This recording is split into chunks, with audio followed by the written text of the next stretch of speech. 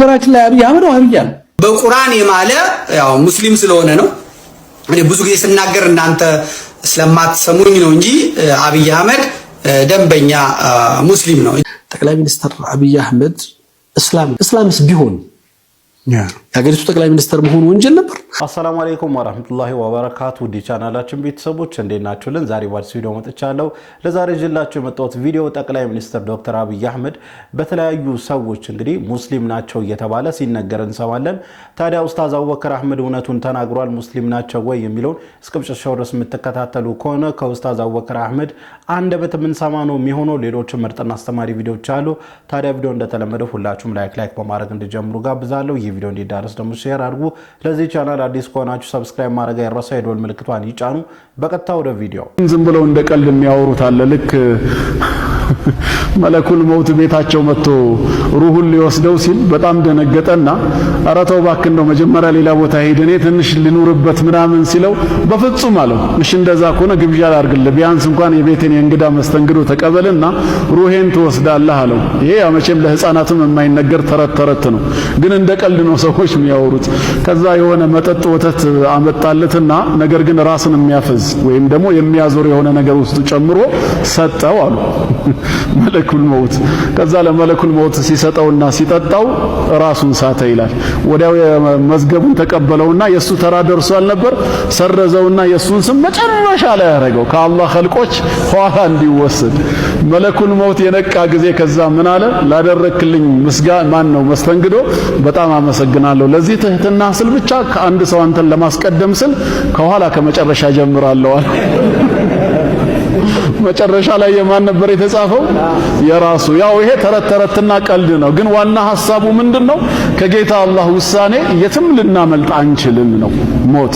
ስለዚህ ቀዳወል ቀድርን ያመነ ሙስሊም ሁሌም ጀግና ነው የሚሆነው። በጣም ዘና የሚያደርግ ታሪክ ነው። በእርግጥ መጨረሻ ላይ ትልቅ መልእክት አለው። አላህ እኛ ላይ የቀደረብን ነገር እኛን ሳይነካ ሊያልፈን አይችልም። እኛ ላይ ካልተቀደረ ደግሞ በፍጹም ሊነካን አይችልም። እና ይህንን ባሰብን ቁጥር ይህንን በኖርነው ቁጥር ህይወታችን የተቃናና ደስተኛ የሆነ ህይወት እንኖራለን ብዬ አስባለሁ። ይሄ አህባሽ ነው፣ ይሄ ሱፊ ነው፣ ይሄ ደግሞ መድኸሊ ነው፣ ይሄ ወሃቢ ነው እያለ እርስ በርሱ ሲኸላለፍ ስታይ በጣም ያሳዝናል። ምክንያቱም የአላህ መልእክተኛ ሰለላሁ ዐለይሂ ወሰለም ምን ብለዋል? አኺሩ ዘማን የመጨረሻው ዘመን ላይ ይመጣል። አንድ ሰው ዲን አልኢስላምን ለመያዝ ልክ አንድ ፍም እሳት እንደመያዝ ነው ብለው የተናገሩት። ወሃዛ ዘማኑ ሶብሪ መለከ ቢለቲ ከቀብድን ዐላ ጀምሪን ፈተንጁ ሚነል በላ። ለዚህም ነው ሙዓዝ ብኑ ጀበል ረዲየላሁ ዐንሁ ወደ ነቢያችን ዐለይሂ ሰላቱ ወሰላም መጣና ያ ረሱለላህ፣ የአላህ መልእክተኛ ሆይ ጀነትን እንድገባና ከእሳት እንድጠበቅ የሚያደርገኝን የሆነ ሥራ ብቻ ንገረኝ ብለው የጠየቃቸው። ነቢዩም ሰለላሁ ዐለይሂ ወሰለም ምን ብለው መለሱለት? አላህን ተገዛ፣ ሰላትህን ስገድ፣ ጾምን ጾም፣ ሐጅንም አድርግ። ይህንን ካደረግ ቀጥ ካልክ አላህ ስብሓነሁ ወተዓላ ጀነትን ያስገባሃል። ስለዚህ ወንድሜ እህቴ፣ አጠቃላይ የምትሰሙትን ነገር በሙላ ቀልባችሁ አይረብሻችሁ። ምክንያቱም ይሄ የሰብር ዘመን ነው። ይሄ የትዕግስት ዘመን ነው። በተቻለ አቅም ሁሉም ራሱን በዒባዳ ማጠንከር፣ ወደ አላህ መቀረብ፣ ትዕግስት ሒልም ማድረግና እንደዚሁም ደግሞ ሰውየው በቻለ አቅም ዱዓ ለኻቲማው ለመጨረሻው ማድረግ ነው። ወሰላሙ አለይኩም ወራህመቱላሂ ተዓላ ወበረካቱ። ወአለይኩም ሰላም ወራህመቱላሂ ወበረካቱ። በጣም የሚደብረኝ ነገር እገሌ ወሃቢይ ነው፣ እገሌ ሰለፊይ ነው፣ ሱፊይ ነው ምናምን ተባብሎ ጀማዓ መከፋፈል ነገር በጣም ወላሂ የሚያስጠላኝና የሚያስጠላኝ ነገር ነው። እርስ በእርስ በቃ ያለው ስድድብ፣ ግልምጫ በጣም ይደብራል ወላሂ። ሁላችንም በአላህ አምነናል። ረሱል ሰለላሁ ዐለይሂ ወሰለም ነቢያችን መሆናቸውን አምነናል። በቁርአን እናምናለን። ነገር ግን እንከፋፈላለን። በቃ እሱማ ወሃቢይ ነው፣ እሱማ ሱፊይ ነው፣ እሱማ ሰለፊይ ነው ምናምን እንባባላለን። እና ይሄ በጣም ወላሂ የሚደብር ነገር ነው። እኛ ሙስሊም ከሚባል ከፍ ካለ ማዕረግ ላይ ወርደን ወሃቢ፣ ሰለፊ፣ ኢኽዋን፣ ሱፊይ ምናምን ይሄ ወላሂ በጣም የሚደብር ነገር ነው። እኛ ሙስሊም ነን፣ ሁላችንም ሙስሊም ነን።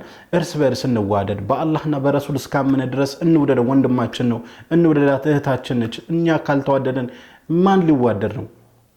ለሌላውም ክፍተት አንስጥ። እኛ ክፍተት በሰጠን ቁጥር ሌላው እየተጠቀመበት ይገኛል። እኔ እኮ ከሙስሊሞች ጋር ችግር የለብኝም ከዋህብይ ጋር ነው ይላል አንዱ ይመጣና ይሄ እኛ የፈጠርነው ክፍተት ሌሎቹ እየተጠቀሙበት ይገኛሉና ስለዚህ እስቲ ሁላችንም አንድ እንሁን። ሁላችንም ሙስሊም በሚለው ማዕረግ እንጠራ። ምናልባት እንባህን ደብቀህ በሰው ፊት ፈገግ እያልክ ነው። ምናልባትም የወደፊቱን እያሰብክ በሌሊት እንቅልፍ መተኛት ተቸግሯል። ምናልባትም ለምንድን ነው ህይወት እንደዚህ እየከበደች ብለህ ጥያቄ እያነሳ መልሱን ማግኘት ግን አልቻልክም። ነገር ግን አስታውስ፣ ጠንካራ ልብ እንኳን ይደክማል፣ ጥሩ ሰዎች እንኳን ያለቅሳሉ፣ ነቢያት እንኳን ችግር፣ ህመምና ብቸኝነት ገጥሟቸዋል። ምክንያቱም ይህ ህይወት የፈተና መንገድ ነው። ነገር ግን ወደ አላህ የሚያቃርብ የሚያስጠጋ መንገድም ነው። እዚህ ተስፋ አትቁረጥ፣ ምክንያቱም እያንዳንዱ መከራ ፍጻሜ ያለው። አንድ ቀን ይህ የህመም ምዕራፍ ነፍስህን ያዳነህ፣ ወደ አላህ እንድትመለስ ወደ ዱዓ የመለሰህ፣ በሰው ላይ ከመመካት ይልቅ በአላህ ላይ እንድትመካ ያደረገህ፣ ልብህንም ለዘላለም የለወጠልህ ምዕራፍ ሊሆን ይችላል እና ምናልባትም ከዓመታት በኋላ እነዚህን የሚያሰቃዩህን ያስጨነቁህን ምሽቶች መለስ ብለህ ታስብና ጌትዬ ምስጋና ይገባህ፣ እነዚያ ምሽቶች እኮ መልካም ምሽቶች ናቸው ትልም ይሆናል። በእርግጥ ካላህ የተገኘ ምህረት ነበር ትል ይሆናል ኢንሻአላህ። ይህ መልእክት ምናልባትም ለብዙ ለከፋቸው ሰዎች መጽናኛ ይሆናቸው ይሆናል። ለሌሎች ወንድምና እህቶች ይደርስ ዘንድ ሼር፣ ኮፒ ሊንክ በማድረግ ተባበሩን ዘንድ በአክብሮት በፍቅር እንጠይቃለን። ወሰላሙ አለይኩም ወራህመቱላሂ ወበረካቱ። ይሄ ተራ ማጽናኛ ቃል አይደለም፣ ትክክለኛ እውነተኛ ነገር ስለሆነ ነው። ምንም ጥያቄ የለውም። በችግር ላይ ስንሆን፣ በሀዘን ላይ ስንሆን፣ ምን በላው ስናጣ፣ የትራንስፖርት ስናጣ በጣም ይደብረናል፣ በጣም መከፋት ውስጥ እንሆናለን። ስለወደፊቱ ስናስብ ይጨንቀናል። አሁን ባለንበት ሁኔታ እንዴት ነው በቃ ማለት እንዴት ነው የምኖረው፣ እንዴት ነው ሰርቫይቭ ማደርገው፣ እንዴት ነው የሚያልፍልን ብለን በጣም ድብርት ውስጥና መጨናነቅ ውስጥ ልንሆን እንችላለን። ነገር ግን እነዛ ችግሮች እነዛ ማጣቶች ወደ አላህ Subhanahu Wa Ta'ala እንድንቃረብ ነው የሚያደርገን። ለምን አትሉኝም? በቸገረን ሰዓት ማንም ሰው ዞር ብሎ አይመለከተንም። ገንዘብ ልንጠይቀው ብንሄድ ጀርባውን ነው የሚሰጠን። ኢቭን በፈገግታ እንኳን የሚያናገረን ሰው የለም። ያኔ መደገፊያችን ሰው ሳይሆን አላህ ብቻ መሆን እንዳለበት እንረዳለን። ሰው ለኛ ምንም ነገር ማድረግ እንደማይችል ይገባናል። ሁሌም ወደ አላህ ብቻ መጠጋት፣ አላህ ላይ ብቻ መደገፍ እንዳለብን እንረዳለንና እነዛ የሐዘን የስቃይ ጊዜያቶች ወደ አላህ የሚያቃርቡን መንገዶች ናቸው። አልፎ ደግሞ በደስታ እናወራቸዋለን። ከኛ የሚጠበቀው ምንድነው? መታገስ፣ አላህ ላይ መወከል፣ እስቲግፋር ማብዛት ብቻ ነው። ወላሂ ከዛ ችግር ንቅል አድርጎ አላህ ያወጣናል። እንደ ታሪክም እናወራዋለን። ነገራችን ላይ አብይ አህመድ ወህብያን ብልጽግና ወንጌል አይደለም። አሜሪካኖቹ ስልጣን ይነሱኛል በእነሱ ትእዛዝ ለማስመሰል ነው ጴንጤነትን የውሸት ብልጽግናን ያጠና። በቁርአን የማለ ያው ሙስሊም ስለሆነ ነው። እኔ ብዙ ጊዜ ስናገር እናንተ ስለማትሰሙኝ ነው እንጂ አብይ አህመድ ደንበኛ ሙስሊም ነው። እቺ ፕሮቴስታንትነቱን የሚፈልጋት ምዕራባውያኑ የኛ ሰው ፕሮቴስታንት የሆነ በኢትዮጵያ መንበረ መንግስት ስልጣን ያዘ የሚል ስሜት እንዲሰማቸው ባይነኝ እንጂ እሱ ሙስሊም ነው። የሚሰራው ስራ ሁሉ ለሙስሊሞች ነው ማለት ነው። እና ወላሂ ብሎ ነው የማለው። አሁን ዋሻ የሚለኝ ሰው የለም። እንግዲህ እንደተመለከታችሁት ነው ዶክተር አብይ አህመድ ሙስሊም ነው፣ ዶክተር አብይ አህመድ ዋህብይ ነው እያሉ ይገኛሉና በተደጋጋሚ ይህንን ነገር ይናገራሉና እኔ ለምን እንደዚህ እንደሚያንገበግባቸው አንድ ሙስሊም ይህንን ሀገር እንደው ዶክተር አብይ ሙስሊም ነው አይደለም የሚለውን ወደ መጨረሻ እንመጣበታለን። ነገር ግን እንደው አንድ ሙስሊም ይህንን ሀገር መምራት የለበትም የሚል አመለካከት አእምሯቸው ውስጥ ለምን እንደገባ ነው ግራ የሚያጋባኝና ኡስታዝ አቡበከር አህመድ ዶክተር አብይ ሙስሊም ነው አይደለም ከሚለው ጋር ያነሳው ሐሳብ አለና የሱን ቪዲዮ እንመልከትና ከዚያ ራሳችን ሐሳብ ውስጥ ይተሰጥበታል። ጠቅላይ ሚኒስትር አብይ አህመድ እስላም ነው ይላሉ። ጠቅላይ ሚኒስትር አብይ አህመድ ፕሮቴስታንት እምነት ተከታይ ነው። ምርጫው ነው። ፕሮቴስታንት መሆን ምርጫው ነው። እስላም መሆን ምርጫው ነው። እስላምስ ቢሆን የሀገሪቱ ጠቅላይ ሚኒስትር መሆን ወንጀል ነበር? የኔ ሁልጊዜም ጥያቄ አብይም ይሁን መሐመድም ይሁን ፓስተርም ይሁን ወይም ደግሞ ከሌቄስም ይሁን እኔ እዚች ሀገር ላይ እንደ ዜግነት የሚገባኝን ነገር ሰጥተውኝ በዜግነቴ ሳልሸማቀቅ ሳልገፋ እኩል መብቴ ተከብሮልኝ የሚኖርባት ሀገር እንድትኖር ነው የምጠይቀው የሚመራውን ሰው። የፖለቲካ ድርጅትም ፓርቲም ይሁን መሪም ይሁን እሱ በያዘው ስያሜ ትናንት በእምነታችን ፈተና ሲደርስብን እከሌ ክርስቲያን ነው እከሌ እንደዚህ እኮ ነው ብለን አውርተን አናውቅም፣ ልንልም አንችልም።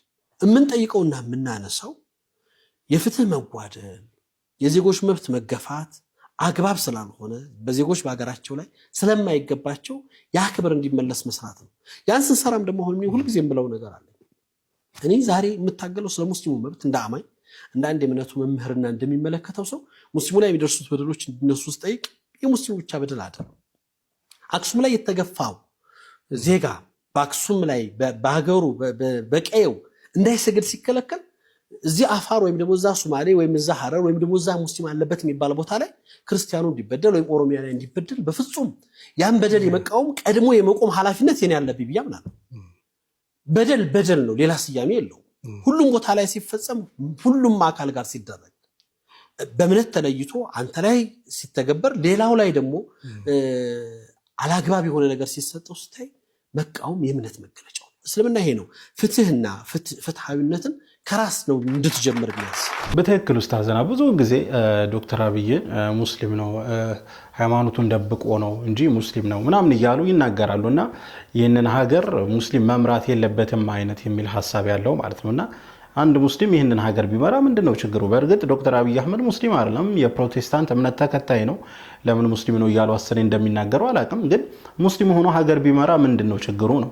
ምንም ዋናው መጠየቅ ያለበት ምንድነው እውነት ፍትህን አጓሏል ወይ በስነ ስርዓት እያስተዳደረ ነው ወይ ምናምን የሚለው ጥያቄ ነው እንጂ መጠየቅ ሙስሊም ስለሆነ ክርስቲያን ስለሆነ ፕሮቴስታንት ስለሆነ አንድ ሰው በሃይማኖቱ ብቻ ሌቭል ልናደርገው አይገባም፣ ወይንም በሃይማኖቱ ልንመዝነው አይገባም።